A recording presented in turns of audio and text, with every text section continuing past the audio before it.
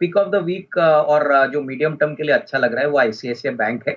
हमको लग रहा है कि बहुत टाइम तक ये स्टॉक कंसोलिडेट कर रहा है। मुझे लग रहा है कि amongst the private sector bank सबसे वेल पोजिशन्ड और काफ़ी अट्रैक्टिव लेवल पे है। जिस प्रकार का बिज़नेस कोर बिज़नेस बढ़ चुका है, जिस प्रकार से इनके सारे सब्सिडीज़ काम कर रहे हैं, जैसे इंश्योरेंस है, एसेट मैनेजमेंट कंपनी है, इंश्योरेंस है। मुझे लग रहा है कि अगले साल इनके लिए बहुत अच्छा रहेगा और होपफुली अगर इंटरेस्ट रेट्स घटते हैं तो इनके लिए डेफिनिटली एक अच्छी बात रहेगी। आई थिंक यील्ड्स और बढ़ेंगे। एसेट क्वालिटी तो वैसे भी इनकी अच्छी है, तो 6 से 12 महीने के नज़रिए से अनिल जी मुझे लग रहा है कि 1200-1250 का एक नियर टर्म का टारगेट बन सकता है। इसको डेफिनिटली अपने पोर्टफोलियो में करंट लेवल से खरीदना चाहिए। और अनिल जी दूसरा स्टॉक जो रेलवे सेक्टर से है, जो हमने आपके चैनल पे बहुत पहले भी कहा था, काफ़ी दूसरे एक्सपर्ट्स ने भी कहा था, वो रेलटेल है। रेलटेल को एक बड़ा ऑर्डर 350 करोड़ का मिला है। मुझे लग रहा है कि देखिए जिस प्रकार से था वो रेलटेल है।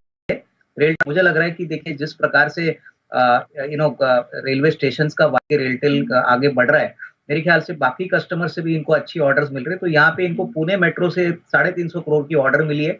आज स्टॉक डेफिनेटली थोड़ा सा एक अच्छा अपटिक से खुलेगा, लेकिन नियर टर्म में अगर 6 टू 8 मंथ्स का नजरिया लेता है तो 420-425 का एक फेयर वैल्यू बनता है। तो यहाँ पे भी एक डेफिनेटली एक एडिशन पोर्टफोलियो में करना चाहिए। तो ये दो स्टॉक्स मेरी तरफ से देखिए। ये जो स्कीम है इसका इमीडिएट जो और सीधा इम्पैक्ट जो जाता है वो सोलर पैनल मैन्युफैक्चरर्स के ऊपर जाता है और सोलर पावर जनरेशन की कंपनीज को जाता है। हमको यहाँ पे जो सबसे बड़ा प्लेयर है केपीआई ग्रीन, वहां पे आपको फोकस करना चाहिए। मैं क्या कहूंगा कि सोलर पैनल में जितना वैल्यूएशन नहीं आता है, सोलर पावर जनरेशन में आता है। तो डेफिनेटली केपीआई एनर्जी एक अच्छा काउंटर है। बहुत अच्छी तरह से इन्होंने बिजनेस को स्केल अप किया है। तो मुझे लग रहा है कि देखिए सोलर पैनल की कंपनियां बहुत ज्यादा बढ़ भी चुकी है। तो यहाँ पे मुझे नहीं लगता कि कोई और तेजी आएगी, क्योंकि ऑलरेडी मार्केट ने इस न्यूज फ्लो को बहुत अच्छी तरह से डिस्काउंट किया है। लेकिन डेफिनेटली मोदी जी का ये जो प्रोग्राम है वो बहुत नोटवर्दी है, क्योंकि सोलर पावर को वो प्रमोट करते हैं। तो कार्बन क्रेडिट भी मिलेंगे, प्लस एक एनवायरमेंटल के पॉइंट ऑफ व्यू से भी ये एक pollution free kind of power है। तो KPI green will be a better bet. बाकी सारे सोलर पैनल कंपनीज में हम समझते हैं कि थोड़ा सा निवेश को होल्ड करिए, फ्रेश खरीदारी करने का समय नहीं है। मेरे ख्याल से थोड़ा सा मार्केट अगर गिरता है तो खरीदने के मौके आपको बनेंगे। बिल्कुल। इनफैक्ट दीपांशु देखिए ये एक ऐसी कंपनी है जो बहुत ही वैल्यू एडेड सर्विसेज करती है। काफी अच्छी ऑर्डर बुक इनके पास है और ज्यादातर ऑयल एंड गैस की कंपनीज में इनका काफी बड़ा एक्सपोजर है। इनकी इक्विटी कैपिटल वैसे भी बहुत कम थी, जो अरविंद के डीमर्जर के बाद ये कंपनी सामने आ गई। तो मुझे लग रहा है कि डेफिनेटली ये एक अच्छी बात है कि बोनस इशू आ रहा है। बट ये जो मोबाइल इंजीनियरिंग का जो बिजनेस है ये हमको समझना पड़ेगा कि इसका एक्चुअली स्ट्रेटेजिक इंटेंशन क्या है और ये मैनेजमेंट क्यों खरीद रही है। But definitely current order book अगर हम देखें तो काफी स्ट्रांग है। अगले 12 से 15 महीने की विजिबिलिटी है।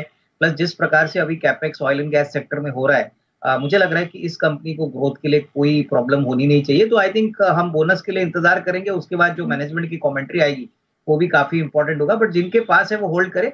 मेरे ख्याल से डेफिनेटली बोनस 1:1 तो आना ही चाहिए और उसके बाद मुझे लग रहा है कि थोड़ा सा और अपटिक आपको स्टॉक पे देखने को मिलेगा। तो डेफिनेटली एक पोर्टफोलियो स्टॉक है और कैश मार्केट में मुझे लग रहा है कि अगर आपको वैल्यू अपसाइड चाहिए लंबी अवधि के लिए तो ये डेफिनेटली एक वेल्थ क्रिएशन स्टॉक अगले 1.5-2 साल में बनेगा। अभी जो नई इलेक्ट्रिक व्हीकल पॉलिसी आई है यहाँ पे मुझे लगता है कि महिंद्रा एंड महिंद्रा पीछे नहीं रहेगा। ऑलरेडी इलेक्ट्रिक व्हीकल को लेके इन्होंने बहुत अच्छे और काफी बड़े एग्रेसिव प्लान्स अनाउंस कर दिए हैं और मुझे लग रहा है कि काफी नए प्रोडक्ट्स लॉन्च करने की बातें अभी नए साल में आने की बात कर रहे हैं। तो डेफिनेटली जो इलेक्ट्रिक व्हीकल का जो पीस है इसमें बहुत एक्शन आपको देखने को मिलेगा। प्लस जो एग्जिस्टिंग ऑर्डर बुक है, अभी भी इनकी गाड़ियों के ऊपर कम से कम 6 से 12 महीने की वेटिंग पीरियड है। तो प्रोडक्ट काफी अच्छी तरह से बिक रहा है। हाँ, थोड़ा सा नेगेटिव सरप्राइज ट्रैक्टर्स के ऊपर है, क्योंकि ट्रैक्टर्स में थोड़ा नेगेटिव ग्रोथ हमको दिख रहा था। बट अदरवाइज इनकी सारी बिजनेसेस अगर कंसोलिडेटेड एंटिटी देखे तो सारी businesses are running very well. तो मुझे लग रहा है कि दीपांशु अगर ऐसे खराब बाजार में आपको ये स्टॉक मिलता है तो थोड़ा थोड़ा करके एसआईपी के पॉइंट ऑफ व्यू से इसमें पोजीशन बिल्ड करनी चाहिए, क्योंकि अगले 12 से 15 महीने का आउटलुक है FY25 का, वो काफी स्ट्रांग है। मुझे लग रहा है कि FY25 should be stronger than FY24 और यहाँ से भी एक 18-20% की अपसाइड पॉसिबल है। तो डेफिनेटली हमारा व्यू पॉजिटिव है, बट डेफिनेटली लॉन्गर टर्म के पॉइंट ऑफ व्यू किस प्राइस पे हो रहा है आई थिंक दीपांशु इम्पोर्टेंट है। देखिए अगर ये प्रीमियम पे नहीं हो रहा है, थोड़ा सा डिस्काउंट या डिस्काउंट उम्मीद से ज्यादा है, तो शायद मार्केट को थोड़ा सा अच्छा नहीं लगा है कि डाइल्यूशन भी होगा प्लस लोअर लेवल पे होगा।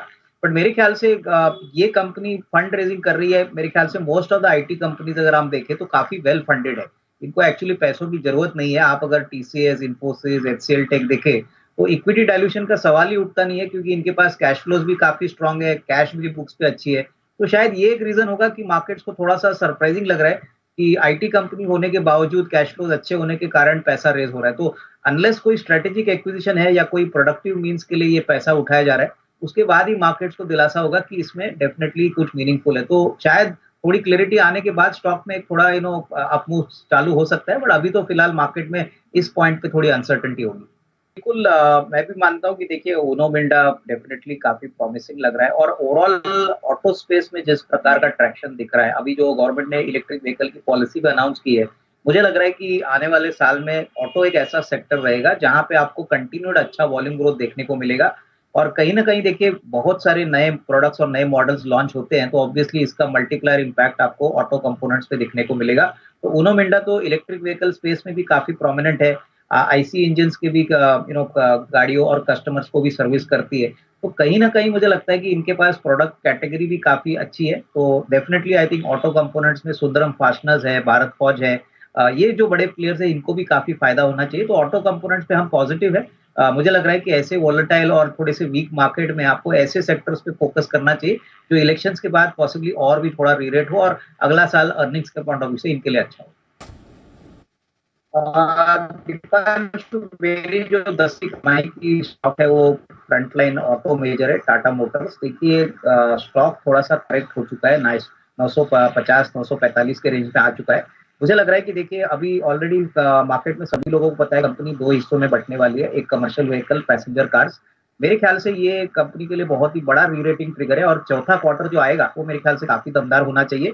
आने वाला साल भी कमर्शियल व्हीकल्स के लिए, पैसेंजर कार्स के लिए, स्पेशली जो इलेक्ट्रिक व्हीकल कार्स में टाटा मोटर्स में जहाँ का इनका 40-45% मार्केट शेयर है, काफ़ी अच्छी पोज़ीशनिंग है। मेरे ख्याल से अगर किसी को अभी भी खरीदना है, तो करीबन 1150-1200 का एक फेयर वैल्यू बनता है बिफोर द डीमर्जर हैपेंस। तो यहाँ पे एक अच्छा रिस्क रिवॉर्ड बन सकता है क्योंकि ट्रैक्शन बहुत पॉजिटिव है, प्रोडक्ट्स बहुत अच्छी तरह से बिक रहे हैं और सबसे बड़ी बात जेएलआर अभी फ्री कैश फ्लो जनरेट कर रहा है, जो बहुत समय से मार्केट इंतज़ार कर रही है। कंपनी शुरू करेगी और ये 2 हिस्सों में कंपनी में बँटेगा, तो मेरे ख्याल से ये कारण हो जाएगा स्टॉक को रिलेट करने के लिए। तो मेरे ख्याल से अभी भी खरीदने का मौका है 1150-1200 in the next 12 to 15 months. तो यहाँ पे मेरी राय रहेगी, इसको अपने पोर्टफोलियो में ज़रूर ऐड करें।